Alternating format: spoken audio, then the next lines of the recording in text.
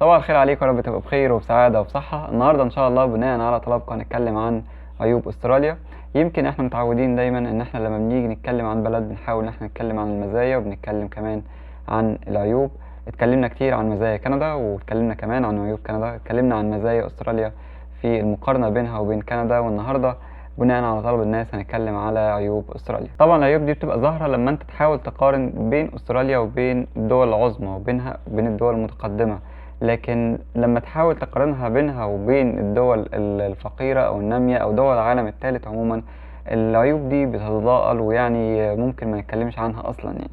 فدايما خلي بالك إن احنا بنتكلم عن العيوب اللي بين أستراليا مقارنة بالدول الكبيرة إذا كان عندك الاختيارات إن أنت تروح بلاد تانية. أول العيوب هو العزلة. استراليا بلد بعيدة جدا موجودة في اخر الدنيا، يعني زي ما بيقولوا. فكرة ان انت تبقى عايش مثلا في اوروبا ده بيتيح لك ان انت تزور اماكن كتيرة جدا في حياتك، لان انت حواليك بلاد كتير جدا والتنقل بينك وبينها بيبقى غير مكلف، يعني مش لازم طيران مثلا. حتى في كندا مع انها تعتبر برضو بلد بعيدة لكن جنبها امريكا بكل الحاجات اللي موجودة فيها، وجنبها كمان الدول اللاتينية كلها، المكسيك وغيرها يعني. ففكرة ان انت برضو ممكن ان انت تزور بلاد جديدة موجودة في الدول دي، انما في استراليا الموضوع محدود جدا لان انت بعيد قوي بينك وبين الدول العربية. ممكن توصل لحوالي 20 ساعة طيران، يعني اي دولة انت محتاج ان انت تزورها هتدفع فيها فلوس طيران وهتدفع فيها يعني ارقام كبيرة يعني. فهو ده اللي بيخلي ان انت تحركك لدول تانية بيبقى يعني محدود شوية. تاني عيب يمكن هو الأسعار، وهنتكلم دايما عن الأسعار مقارنة بمستوى الدخل. الأسعار في أستراليا مقارنة بمستوى الدخل في أستراليا يعتبر أغلى من غيرها. حاجات معينة زي أسعار السيارات، زي أسعار المواد الغذائية، كمان أسعار السجاير. معرفش ده ممكن يعتبر ميزة مش عيب، أسعار السجاير دي غالية جدا. في ناس اتكلموا عن الإيجارات، وبصراحة أنا لما دورت حسيت إن الإيجارات يعني أغلى في استراليا شوية، لكن ده برضو بيعتمد على المنطقة اللي انت ساكن فيها. زيها زي اي مكان في العالم، لما تكون منطقة كويسة الاسعار فيها بتبقى اغلى. لكن عموما هو اسعار الحياة في استراليا اعلى من غيرها. تالت حاجة هو الترفيه. يمكن الاحساس بالملل في الغربة ده حاجة يعني اي مهاجر بيحسها ايا كانت البلد اللي هو موجود فيها، واللي بيقلل الاحساس ده هو فرص الترفيه اللي موجودة. فرص الترفيه اللي موجودة في استراليا تعتبر تكون يعني محدودة شوية. ما اقدرش اقارن استراليا باوروبا، وما اقدرش اقارن استراليا بامريكا. حتى كندا هنا ما اقدرش اقارنها باستراليا في الترفيه. يعني عدد الاحتفالات مثلا اللي بيتعمل في مونتريال هنا في كندا اكبر من عدد الاحتفالات اللي بيتعمل في استراليا كلها. فطبعا ده شيء يعتبر عامل مهم جدا بالنسبة للناس اللي رايحة تقضي بقية عمرها هناك. ممكن سكان استراليا مش هيحسوا ان في مشكلة ان عدد الاحتفالات واماكن الترفيه قليله، غير لما يعيشوا شويه في اوروبا او يعيشوا شويه في امريكا هيحسوا فعلا بالفرق الكبير ده.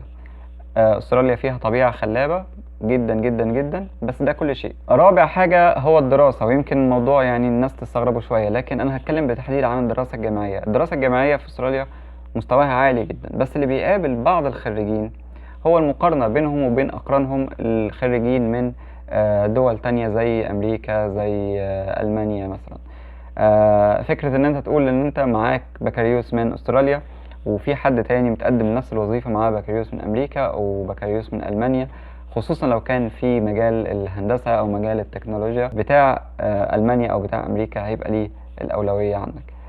مع ان مستوى التعليم في استراليا زي ما قلنا مستوى كويس جدا. يمكن الموضوع ده هيتحل مع الوقت، لكن حتى الان بيبقى فيه يعني زي ما تقولوا تفرقة بين الناس اللي متخرجة من استراليا وبين الناس اللي متخرجة من دول تانية زي امريكا، زي اليابان، زي كندا، زي المانيا، زي فرنسا مثلا. قد يكون الموضوع ده بناء على ميزانيات البحث العلمي في الدول دي. ميزانيات البحث العلمي في الدول دي اكبر من ميزانية البحث العلمي اللي موجودة في استراليا. خامس حاجة هي العنصرية، ويمكن ده اكتر حاجة بتضايق المهاجرين من استراليا. ممكن يكون انغلاق المجتمع الاسترالي ناحية الوافدين الجدد يعني اكبر من غيره، خصوصا لو قارناه بنيوزيلندا او قارناه بامريكا او قارناه بكندا. قد يكون النسب دي متساوية لو قارناها بدول أوروبية معينة زي الدنمارك وزي سويسرا، لكن لا شك أي حد عايش في أستراليا هيحس أحيانا بتمييز، خصوصا لو كان غير أبيض أو كان مسلم. وخلي بالك هنا إن أنا بتكلم عنك كوافد جديد، يعني أنا بتكلم عنك كمهاجر أو بتكلم عنك كلاجئ، لكن مش بتكلم عنك كسايح نظرة الناس ليك كسائح بتختلف كتير عن نظرتهم ليك اذا كنت وافد جديد. وبرضه ما تعتبرش معنى كلامي ده ان الناس مثلا وانت ماشي لو ما كنتش ابيض او كنت مسلم الناس هترميك بالطوب يعني. لا، هو شعب في حاله طيب جدا، لكن هو مش هيبقى عايز يبقى صاحبك. وطبعا ده بناء على شخصيتك انت، شخصيتك انت هي اللي بتحدد معاملة اللي قدامك ايه. لكن كتير من الناس قالوا ان هم يعني تعرضوا لمضايقات في استراليا اكتر من الدول التانية. دي كانت اكبر 5 عيوب انا شايفها انها موجودة في استراليا عن غيرها. وانت لو بتتابعني من استراليا يا ريت يا ريت يا ريت تشاركني برأيك وتشاركنا كلنا بمعلوماتك وتجربتك. هل انت شايف هل في حاجات صح، هل في حاجات غلط، هل انت عايز تزود حاجات، او يعني براحتك خالص، لك مطلق الحرية ان انت تكتب كل اللي انت عايزه. فيما عدا ال5 عيوب دي، فاستراليا تعتبر بلد رائعة جدا فيها مميزات كتير جدا جدا.